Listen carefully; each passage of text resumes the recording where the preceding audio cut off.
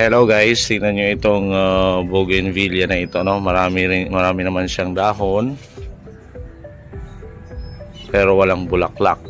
Pero tingnan mo lahat ng katabi niya ay halos hitik na sa bulaklak.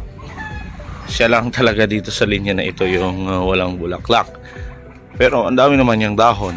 Kaya gagawa natin ng paraan.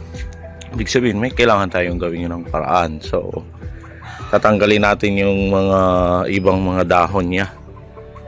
So, yung mga nakalaylay sa baba, tatanggalin natin. So, iti-trim natin. Yan.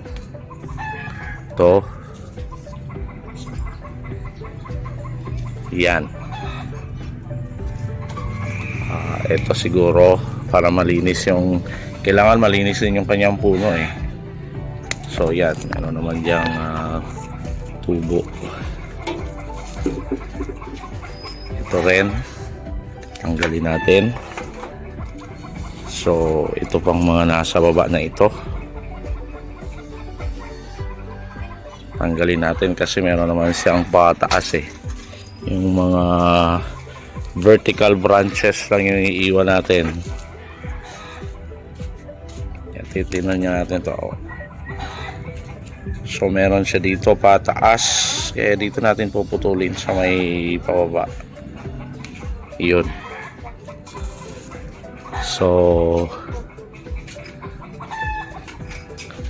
yan po, nabawasan na natin. Tingnan natin after how many days kung may resulta yung ating pagpuprune. So ito, bawasan din natin dito.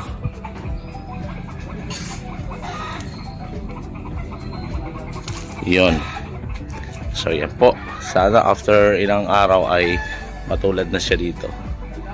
That's all po. Salamat. God bless you po.